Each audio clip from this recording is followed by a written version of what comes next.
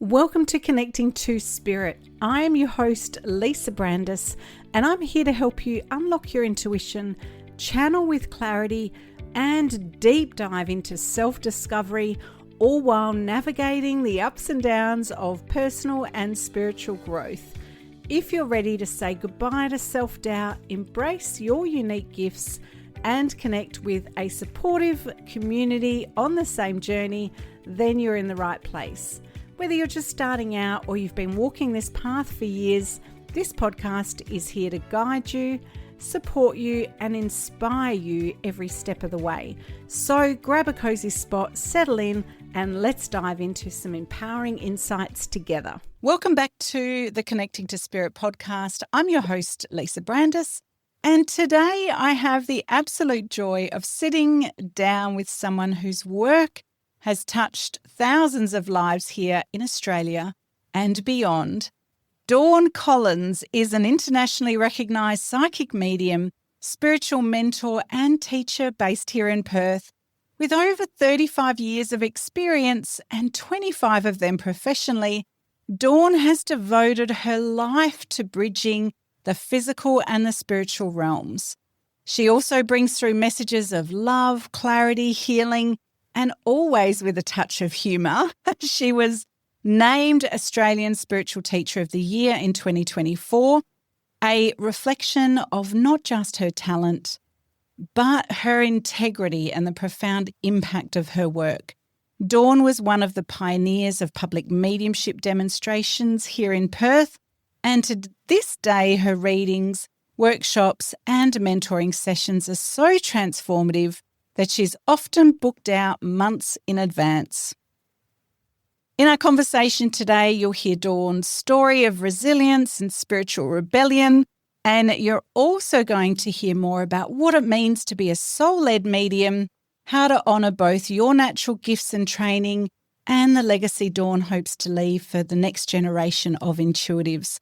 Beyond her public work, Dawn is also a devoted grandmother, Nanny Nunu, as her family calls her, and she brings that same warmth and connection into every space she holds.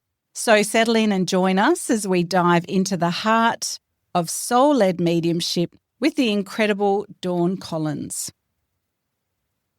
Welcome to Connecting to Spirit. Dawn, I am so excited to have you here. We've been planning this for a while now.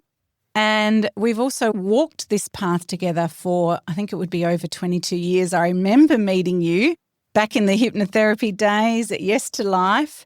And I loved you then and I love you now. And I'm just in absolute awe of your work and so grateful to have you here today. So welcome to the podcast, Dawn. Thank you, Lisa. It's an honour to be here. Oh, I'm excited about careful, this. You're showing my age. We'll keep that a little secret. So, no, we won't. So with over 35 years of mediumship experience and teaching, can you recall what first led you to this path? I was led from a child. Mm-hmm. Like we can often hear the stories of people talking about seeing the spirit world or having a psychic connection. Yeah. As a child, I was always led. I became more familiar when I came in my teenage years and then into my adult years through life experiences. And in making that decision, the spirit world would just be there in my darkest days. Oh, wow. Did the guides or spirit help you in that life-changing moment, do you think? Absolutely. And it was in the days where I felt disconnected from society. We tend to withdraw, don't we, if we go into a bit of a dark phase or a dark night of the soul, as they call it. So it's like that retreat. And did you find that you were able to connect more with spirit than humans Absolutely. sometimes? And saying that, there was times where I would be on my own. Yeah. And there'd be times where I would just hear my name called. Oh, really? So you're an audible medium. Do you hear them? And it would be dawn, or they would be taking note of noise around me. And I'd come out to investigate and there'd be nothing there. Oh, really? And scare you? Because I would imagine that would be quite unnerving, because back then there wasn't a lot of talk about spirit, certainly not available like it is now, where we can get information in a book. Like I know you were back in the early days where they were kind of all secret and stashed away in some kind of mystery school, weren't they? Like we didn't have access. And we didn't have the internet, which we are talking about our age again. I would say that I just come out and just think I was imagining it. Yeah, I was always had a vivid imagination, and I kind of thought that was pretty cool. Sometimes the magic that I created in my imagination was better than the real world. So again, we escape to it a little bit, don't we? There's the healing. Then I started to see more of the spirit world. And then one day, it just all happened. I can't even tell you. It was just a real awakening. Yeah, yeah. Once you get touched by that spiritual connection, isn't it? The veil thins and then all of a sudden we know more. It's hard to go back. It's hard to go back. I remember one of my mentors once saying to me, once the door to spirit's open, you'll try to close it. And she's like, just so that you know, you can't undo what you've learned. We were talking earlier on the way over and you were telling me about being invited onto a TV show. That would have been quite thrilling and I would imagine very nerve-wracking. Tell us about being on that TV show. Sure. I think it was in the early 90s. Yep. And that TV show had a debate. Okay. A discussion. Oh, God, a debate. A That's like discussion. bum, bum, bum. Bum. Now you're really coming out. Now you're really, really going to test the waters here. But being invited, it wasn't just me. We were a part of a team. There was a couple of other intuitives that were invited on to have a discussion. Like little lambs being brought in. What was it? A discussion with a skeptic. Please tell me it wasn't a discussion with a skeptic. It was. And on the discussion, there was going to just be a discussion. About connecting to spirit? It was the psychic's discussion with the head skeptic. That just sounds like my worst nightmare right there. I think the worst was that was the easy part. The worst was after that. Oh my gosh, you're serious? I'm serious. How did you do on the show? So I'd imagine you just showed up with spirit. I showed up, just gave my point of view. Yep. And just told my story. So it wasn't demonstrating, it wasn't showing evidence or doing a reading, it was just talking about your capacity to do so. Is that right? Our beliefs. Oh, talking about shared beliefs. And if you were really authentic, you get $1 million. You're joking, aren't you? No. What? Is that how they got you on the show? Obviously, I wasn't authentic enough. I can't tell if you're joking or not. So was there really $1 million up for grabs? Yes. There was. For what? What outcome? Did the skeptics win the $1 million? Please tell me they didn't win. No one won. So the debate. With the pretense of winning $1 million that no one could actually win. So then you said after that show had aired, what was the aftermath of that? Positive or challenging? It was challenging. Okay. I found myself in a situation where I had a lack of support. It was really hard to get support back in those days, wasn't it? There Absolutely. was either circles or books, but even they were hard to find. So kind of a bit of a controlled environment. Would that be right? Yeah. Yeah. So you found yourself on your own and had you considered kind of giving up? Was it a bit of a catalyst? I think what happened out of that was I was a little bit lost and confused in my direction. Yeah. Going back into those days of support. And my dad said one day to me, as a father would say to a child in any circumstances, you don't need anybody, Dawny. Oh my God, that must have been terrifying but liberating at the same time, I would imagine. Yeah. So here you are, a fledgling, beginning your mediumship work, having clear communication with spirit, trusting, being on TV, having an experience that probably wasn't what you had anticipated, because I can imagine that they set these things up in a way that maybe did or didn't portray you in the light that was honest or in integrity. Would that be correct? That's correct. Yeah. So then out the other side of that, you lose your support and you are faced with a decision, do I just give up? Which many would, Dawn. Like most would go under those circumstances, would go, this is all too hard. And I'm sure that crossed your mind. And then your beautiful father. I had one choice, and that was to go on. You didn't have a choice to give up. Wasn't No, an option I wasn't for you? going to. It was my breath. I wasn't going to give up. I wasn't going to give up being myself. And spirit is who you are. And that's exactly who I am. And what happened from there was my dad said, go out and do your own and make them laugh. Do it your own way. That's so powerful. So you did have support. You had the support of somebody that loves you, your own father. And that's kind of uncommon, isn't it? To have that, but not the community support, which is hard because we're all in a situation where we have this innate drive within to want to belong. So, man, you came up against extremely difficult odds in those early years. So what was the outcome of stepping out? What was the first thing that you decided to do? How did you set about carving the path? We went to a town hall. Yep. And my father said to me, do it for charity. Get out there and do something for charity, in which we did. We opened a event, and the charity back in them days was the SIDS Foundation and also the Heart Foundation. Oh, beautiful. Which brought it more meaningful to me. I bet. Because it's not about the dollars or the money. It's about actually being of service. And helping others, helping people that really need the help. Absolutely. And how did you go? I would imagine that would have been... The entry was something I will never, ever forget. As we came around to walk up the path, there was only a handful of protesters, but they had... Oh, my God. You had to walk through protesters to get to your demonstration event. Dawn, how did you do it? You've got to go back to... I love your attitude. Only a handful of protesters. My father just held me in his arms and just told me to keep on walking.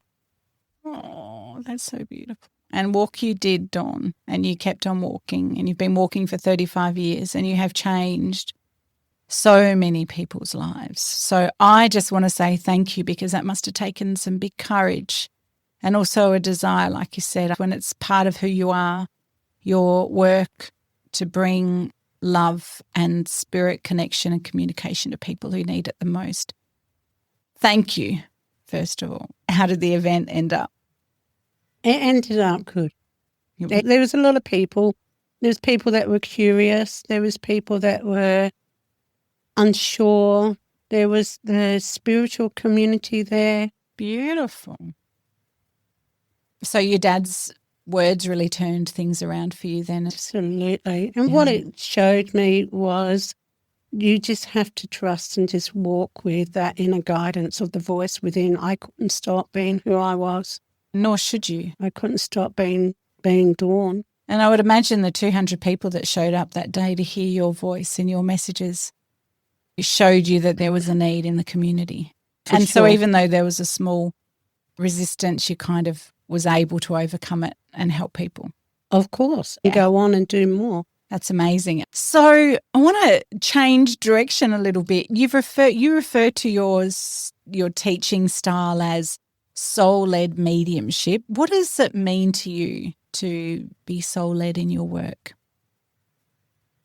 Feeling it from within, connecting to the soul, because it all comes from the soul, the essence of our own soul. Beautiful. Because you've got to have a communication. Yeah. You have to embark on communicating with the spirit world. Psychic readings are readings where the soul of the person's life experiences. Soul mediumship is a sacredness. And I want to enhance the word sacredness. It's a trust, and we are putting our heart and soul into it, our very essence and breath. We get past wanting it to be a yes or no and correct, and we allow it to pass our own conscious mind. And we get out of the way, for example, our wants and needs, and we allow it to be natural. This allows the flow to happen and the pure essence of the spirit to blend with us by surrendering. After all, they have come to reassure a loved one everything will be in divine order. We have to let the spirit bring their messages to us. They know what they need to say, and by doing this, you allow the true essence of the spirit's flow.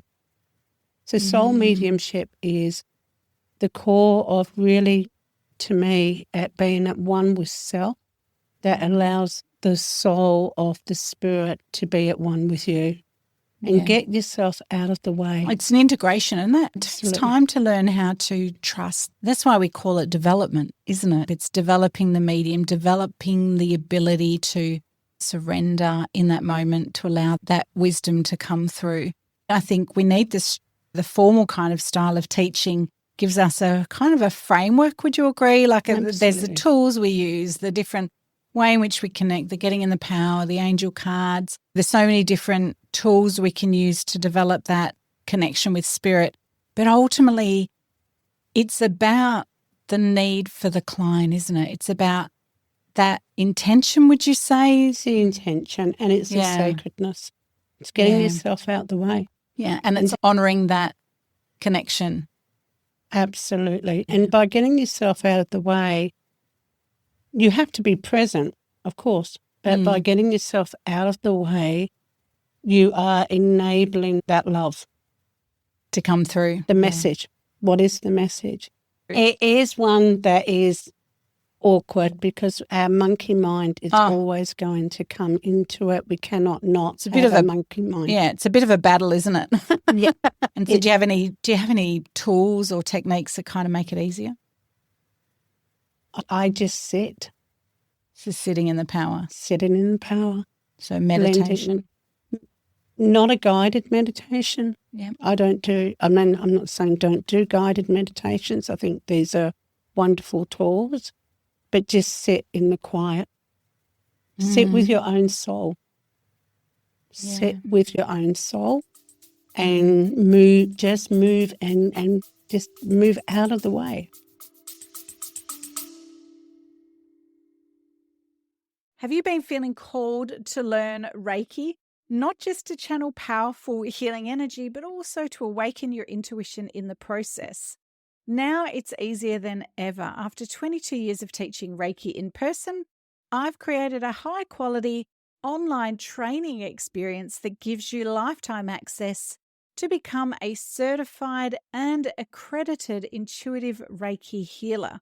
Through Intuitive Reiki International, you'll gain the skills to step into a rewarding new career. Plus, you'll connect with a thriving community of like-minded healers and make a real difference in people's lives.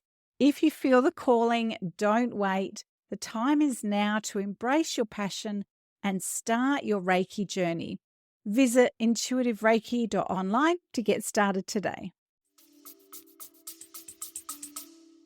Yeah, and then just trust. This is the bridge, the trust, enabling the trust. Yeah, that's powerful. I'm going to ask you the question that everyone at home is probably wondering. How do we get our mind out of the way in order to receive? For sure.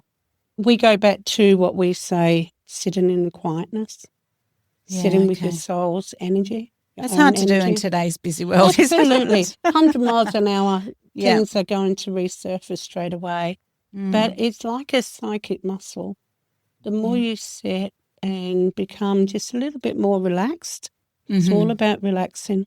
And the more you relax, the more that you're able to enable yourself to just go with the flow. Yeah. Work through the monkey mind, acknowledge that monkey mind,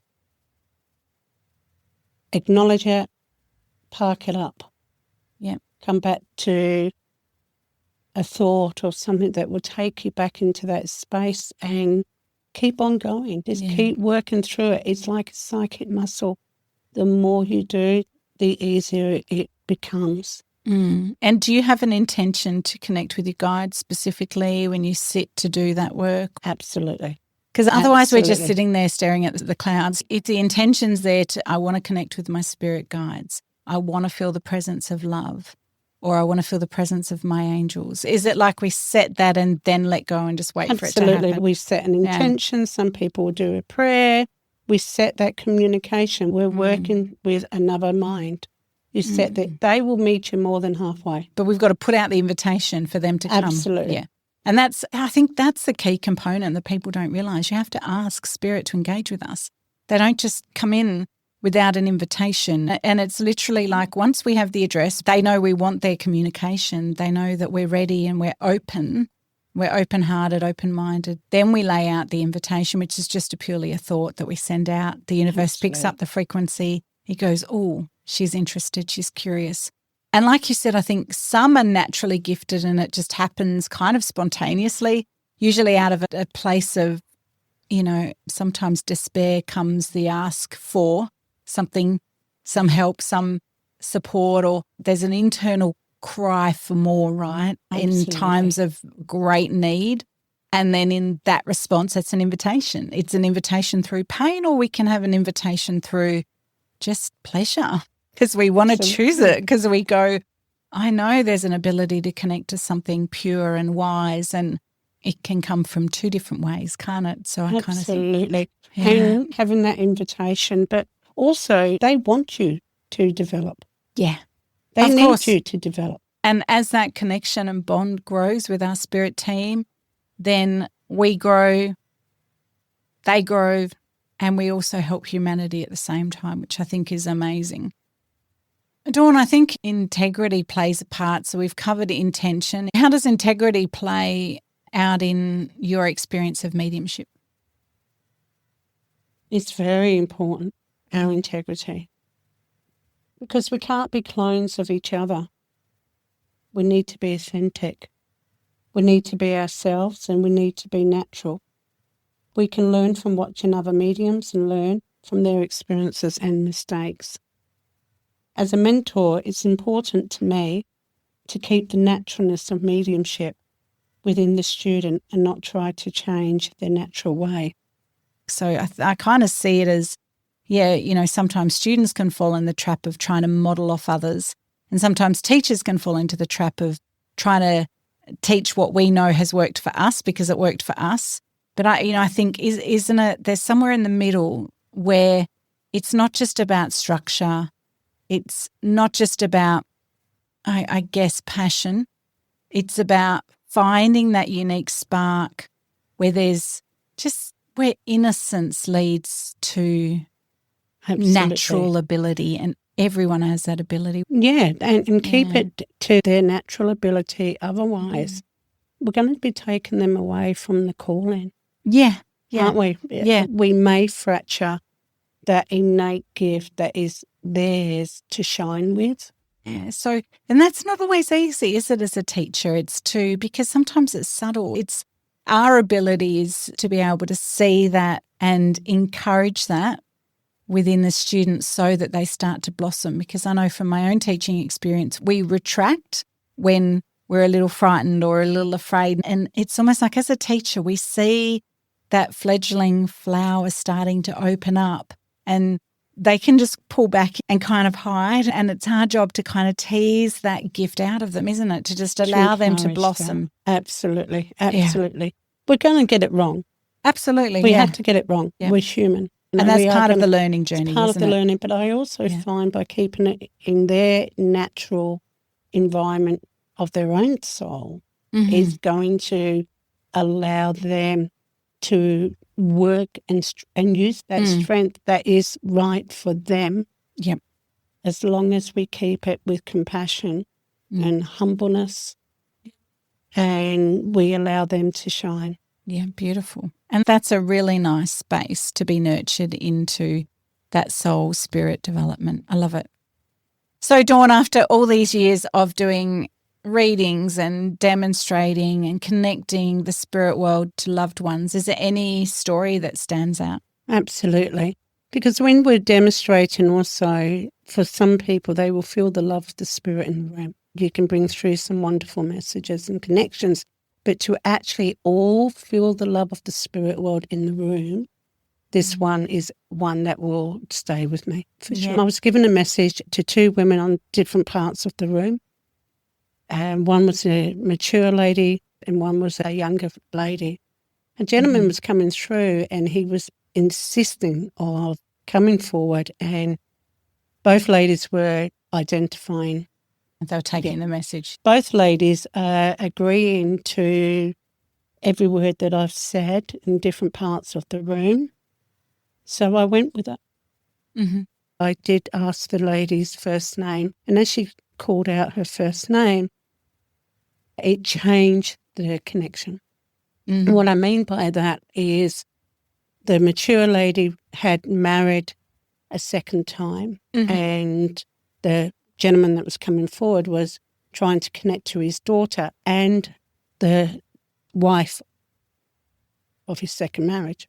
The message in itself was, prior to the gentleman passing, for some time it was brought up, not openly, but it was brought up that he had been looking for his daughter. Just to tell her the value words of I love you. And with that, the two ladies came together and the father got the wish. The spirit world, I believe the spirit world orchestrated that time, that meeting, and that wonderful opportunity to bring two people together and for the lady to tell the daughter that her dad did love her. Oh my gosh. I can imagine. Yeah, I can imagine the energy in that room would have been so incredible. Was the daughter relieved to hear from her dad? Had she been wanting to hear from him too? Yeah. So they'd both been looking for each other, hadn't found each other, and found each other sadly after he'd passed over, but profoundly that he was able to tell her how much he'd been looking for her. And loved her. And the feel in the room, the emotion and the feel, everybody felt the presence of the spirit world. Yeah. Because so much love. Absolutely. Right? So, Dawn, what lights you up most about your own spiritual practice right now? I love just being with spirit. So I can't define. I love where it's led in life. Mm-hmm. The personal healing. The personal healing. I love the souls that we meet here and the stories. Mm-hmm. The many, many stories that you get to meet and the many, many people on the spirit side of life that you connect with. I love the educational side of it, teaching others to inspire, to walk the path, to allow the innate soul to just open up and just be. Yeah. I love all of it. The spirit world, it's my breath, it's my soul. Beautiful. Is there anything else that you want to share? We can't work without the soul. Mm-hmm. You have to work on your own self. To personal development plays. Yeah. Big. And you know what? And you grow and you evolve and you move on. And we were talking about it the other day. It never stops, does it? That self-development, that looking at ourselves. How can we love ourselves more? How can we be kinder and gentler to ourselves? It's kind of an ongoing development, isn't it? But so much easier if we have spirit walking by our side. 100%. But we've got to live our life. We've got to live and be in the present of today. Yeah. And not hide in spirit. Absolutely. Yeah. So find the soul. So where's the happy medium for you? I think in any of our development of mediumship and psychic awareness and all of that, we've got to have fun. Yes. We've got to have fun. We have to keep it real, and we will be serious with that because that's the foundation. We have to have that foundation of having that inner strength behind you.